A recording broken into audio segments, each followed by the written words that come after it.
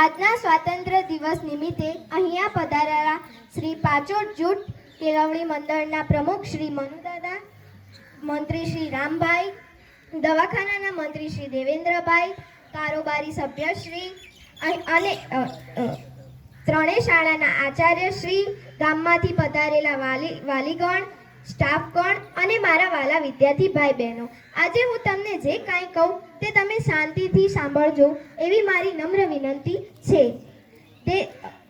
हम अपनी जान के दुश्मन को अपनी जान कहते हैं कि हम अपनी जान के दुश्मन को अपनी जान कहते हैं। मोहब्बत की इसी मिट्टी को हिंदुस्तान कहते हैं, हिंदुस्तान कहते हैं। जो दुनिया में सुनाई दे उसे कहते हैं खामोशी, जो दुनिया में सुनाई दे उसे कहते हैं खामोशी, जो आंखों में दिखाई दे उसे तूफान कहते हैं। जो ये दीवार का सुरूग है साहब, जो ये दीवार का सुरूग है, अमेरिका, चाइना, पाकिस्तान साजिशों का हिस्सा है, मगर हम इसे अपने घर का रोशनदान कहते हैं, अपने घर का रोशनदान कहते हैं। આઝાદીનો અર્થ એ સમજી શકે કે જેણે કદી ગુલામી કરી હોય। આપણે સૌભાગ્યશાળી છીએ કે આપણે સ્વતંત્ર ભારતમાં જન્મ લીધો। લોકો મરી જતા હતા, મટી જતા હતા, ફાંસીએ ચડી જતા હતા, પરંતુ તે પણ પોતાની દેશભક્તિ સાબિત કરી રહ્યા હતા, કારણ કે ત્યારે તેમને દેશભક્તિની પરીક્ષા હતી। ત્યારબાદ 62, 65 અને 71ના યુદ્ધોમાં પોતાનો સુહાગ ખોઈ દેવાવાળી મહિલા જ્યારે ઘરના હાલાતો આવા થઈ જતા હતા કે પ્યાર ભી ભરપૂર ગયા, માંગ કા સિંદૂર ગયા, प्यार भी भरपूर गया, मांग का सिंदूर गया, नन्हे नौनी हालों की लंगोटियां चली गई, छोटी छोटी बेटियों की चोटियां चली गई, बाप की कमाई गई, भाई की पढ़ाई गई, ऐसा एक विस्फोट हुआ पता ही चला नहीं, पूरे जिस्म की कहीं गोटियां चली गई, पूरे जिस्म की कहीं गोटियां चली गई। आपके लिए तो एक आदमी मरा है साहब, किंतु मेरे घर की तो रोटियां चली गई, मेरे घर की तो रोटियां चली गई। એવા હાલાતોમાં દેશ બલિદાન માંગતો હતો, દેશ મરી મટી જવા કહેતો હતો, દેશ ફાંસીએ ચડવા કહેતો હતો, પરંતુ આજે દેશ મરી મટી જવા નથી કહેતો, આજે દેશ ફાંસીએ ચડવા નથી કહેતો, પરંતુ મારા વિચારોમાં જો કોઈ વ્યક્તિ પોતાનું કામ પૂરી ઈમાનદારી, પૂરી મહેનત અને પૂરી લગનથી કરે ને તો તે જ સૌથી મોટો દેશભક્ત છે। આઝાદી પછી આપણા ભારત દેશે ખૂબ ઉન્નતિ કરી, પરંતુ આજ પણ આપણા દેશમાં ભ્રષ્ટાચાર, આતંકવાદ અને બેરોજગારી જેવી સમસ્યાઓ જોવા મળે છે। અરે 16મી ઓગસ્ટ અને 27મી જાન્યુઆરીએ આપણો તિરંગો રસ્તા પર જોવા મળે છે। શું આવી જ છે આપણી દેશભક્તિ?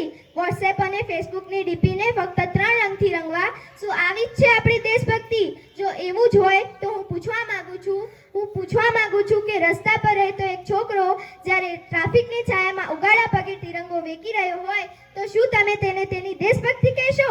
ના, આ તેની દેશભક્તિ નથી, પરંતુ આ તેના પેટની શક્તિ છે કે જે તેને આવું કરવા મજબૂર કરે છે। કેમ કે ન મસ્જિદ કો જાનતે हैं, न शिवालों को जानते हैं, न मस्जिद को जानते हैं, न शिवालों को जानते हैं। जो पेट के भूखे होते हैं ना, वो सिर्फ भोजन के निवालों को जानते हैं, भोजन के निवालों को जानते हैं। પોતાના પરિવાર, પોતાના સમાજ અને પોતાના દેશના સમર્પણનો ભાર છે આપણી દેશભક્તિ, અને બધા જ દેશદ્રોહીના જીવનમાં આવવા વાળો તૂફાન છે આપણી સાચી દેશભક્તિ। તેથી બધા જ દેશદ્રોહી આ સમજી શકે કે અગર તું પરિંदा है तो ये आसमान तेरा है, अगर तू परिंदा है तो ये आसमान तेरा है, अगर तू दरिंदा है तो ये शमशान तेरा है। भाईचारे से रहना है तो रह इस जमीन पर, वरना ये कब्र भी तेरी है और ये कब्रिस्तान भी तेरा है, वरना ये कब्र भी तेरी है और ये कब्रिस्तान भी तेरा है। એક દેશદ્રોહીથી વધારે દેશભક્તિ ત્યારે બહાર થઈ આવે છે કે જ્યારે એક દીકરો પોતાના વૃદ્ધ મા બાપને વૃદ્ધાશ્રમની ચોખટ પર મૂકી આવે છે। અરે કરા કરી ઉઠે છે આ દેશભક્તિ કે જ્યારે મુશ્કેલીમાં ફસેલા લોકોની મદદથી પણ વધારે આપણે સેલ્ફી લઈને આપણું જીવન વધારવામાં લાગી જઈએ છીએ। શું આવી જ છે આપણી દેશભક્તિ? અરે આપણે એક એવા સમાજમાં જીવીએ છીએ કે જ્યાં પથ્થરની મૂર્તિઓને લાગે છે 56 ભોગ અને માસૂમ તડપતા લોકો ભૂખ્યાને તરસ્યા જ સૂઈ જાય છે। मजूर ने मजूर समझो मजबूर नहीं, मजूर ने मजूर समझो मजबूर नहीं, गरीब ने काम આપો દાન નહીં, ગરીબ ને કામ આપો દાન નહીં। અને જો તમારે કામ જ આપવું હોય ને તો જીવતા જીવત રક્તદાન આપો, મર્યા પછી અંગદાન આપો, અરે કોઈ મરતાને જીવન દાન આપો। આ જ સાચી દેશભક્તિ અને આ જ સાચો રાષ્ટ્રપ્રેમ છે। न सरकार मेरी है न रौब मेरा है, न सरकार मेरी है न रौब मेरा है, और ना ही ये बड़ा सा नाम मेरा है। मुझे तो बस इसी बात का गुरूर है कि मैं भारत की हूँ और ये भारत मेरा है। मुझे तो बस इसी बात का गुरूर है कि मैं भारत की हूँ और ये भारत मेरा है। એક વિચારિક બીમારી આપણા સમાજમાં મને દેખાય છે.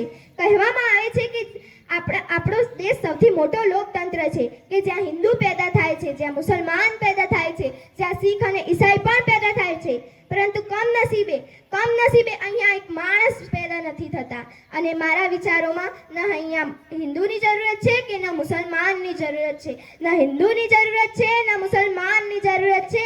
રાષ્ટ્રના નિર્માણ માટે ફક્ત એક સારા માણસની જરૂરત છે, ફક્ત એક સારા માણસની જરૂરત છે. અરે આવી તો કેટલી ગજબની બીમારીઓ છે અને આ બીમારીઓનો જળ છે આપણો અંધવિશ્વાસ. અરે બીજાની તો શું વાત કરવી, આપણા દેશનો શિક્ષિત વર્ગ પણ એક બિલાડીના રસ્તો કાપવાથી ઊભો રહી જાય છે. પોતાના ધર્મ જાતિને ઊંચો માની બીજાના ધર્મની તુલના કરતો રહે છે. ત્યાં સુધીના આ દેશમાંથી અંધવિશ્વાસ દૂર થશે કે ના રાષ્ટ્ર નિર્માણ સંભવ થશે? રાષ્ટ્ર નિર્માણ ત્યારે સંભવ થશે કે જ્યારે આ દેશમાં મહિલાઓની પૂજા નહીં પરંતુ તેમની ઇજ્જત કરવામાં આવશે. રાષ્ટ્ર નિર્માણ ત્યારે સંભવ થશે કે જ્યારે સ્વચ્છતા અભિયાનમાં સરકાર જ નહીં પરંતુ રસ્તા પર ચાલનાર એક વ્યક્તિ તેમાં હાથ વધાવશે. રાષ્ટ્ર નિર્માણ ત્યારે સંભવ થશે. 1947માં એક સમય હતો કે જ્યારે આપણા પૂર્વજો અંગ્રેજી વસ્તુઓનો સ્વીકાર કરતા ન હતા. આજે તો જ્યારે અંગ્રેજી વસ્તુઓની ફેશન જ થઈ ગઈ છે. આપણા પોશાકથી લઈને આપણા પગની મોજડી સુધી આપણે અંગ્રેજી લેબલ લગાડેલું જોઈએ છીએ. તો ચાલો આ સ્વતંત્ર દિવસના શુભ દિવસ પર આપણે સૌ પ્રતિજ્ઞા કરીએ કે આપણે આ બધી જ સમસ્યાઓને સુલઝાવવા પૂરો પ્રયત્ન કરીશું અને આપણા ભારત દેશને વિશ્વનો સર્વશ્રેષ્ઠ દેશ બનાવીશું.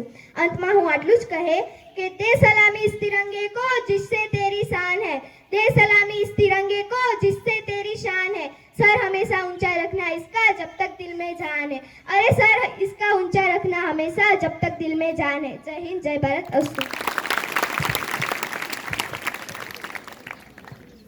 ખૂબ ખૂબ સરસ બંને બહેનોએ જે સુંદર વક્તવ્ય સ્વતંત્ર ભારત ઉપર રજૂ કર્યું છે. કારણ કે